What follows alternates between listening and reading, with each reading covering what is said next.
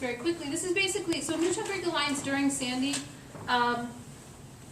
we were really concerned about water quality and the potential mobilization of contaminants in floodwater. So we did a little bit of testing on our own. We worked with some other, we worked with some collaborators to get samples tested. And then basically what I'm doing right now is kind of making a comprehensive list of all the sampling that was done and hoping to memorialize it in some fashion to help guide future planning. So this is who I found. You guys, if you heard of anybody else, tell me. This is basically who did testing after Sandy. Riverkeeper were the first ones out of the gate. Eli Duker came out with Mitch on the clean side. Newtown Creek Alliance went out with Drew Pardis, another environmental consultant on the Brooklyn side. EPA came out. OSHA actually did a ton of testing that we didn't know about until many months later. And then there's been this true citizen science group, SUDS. Send us your dirt from Sandy. Anyway, so just quickly, timeline, it flooded. And this is unfortunately because this is Riverkeeper's data. They were out immediately.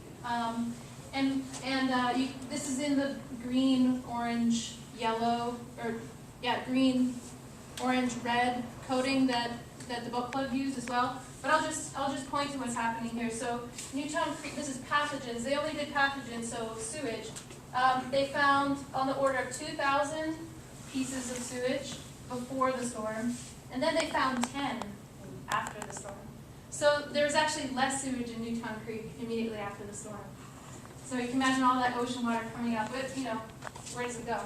To contrast that with Gowanus Canal, I know this is super small. They had 300 pieces of sewage, and then they broke the scale. It has up to the scale goes up to 24,000 parts per thousand. I think you got bacteria there. Bacteria per thousand. They broke the scale again after the nor'easter. So at the end of the day, in Sandy, in terms of sewage, Newtown Creek kind of escaped disaster. What that basically means is our sewage treatment plant stayed online. It's only because we had no rain. Right, because we didn't have rain that was triggering CSOs. We had flooded sewage treatment plants that burned out their electric systems and stopped pumping. So Gowanus Canal was getting raw sewage not because of CSOs, because of that. And we had our champions at Newtown Creek treatment plant who kept it going.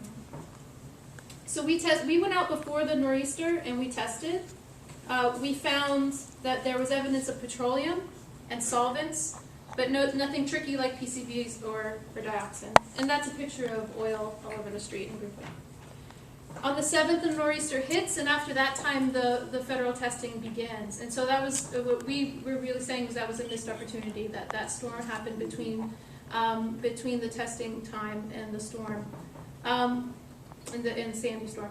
So to EPA's credit, though, they came out and did this fantastic maneuver where they dropped like an aluminum boat into the creek and went around picking up barrels and things that had floated off during Sandy. So that was kind of a thumbs up to EPA at that point. And what the federal samples saw were high bacteria, although again not up to scale. Gasoline and diesel derivatives to be expected. A lot of trucks flooded and gas stations flooded, but we didn't have major spills like Arthur Kill. And then the other tricky stuff was really found in trace amounts. And so this is looking good, Newtown Creek, this time. We dodged a bullet.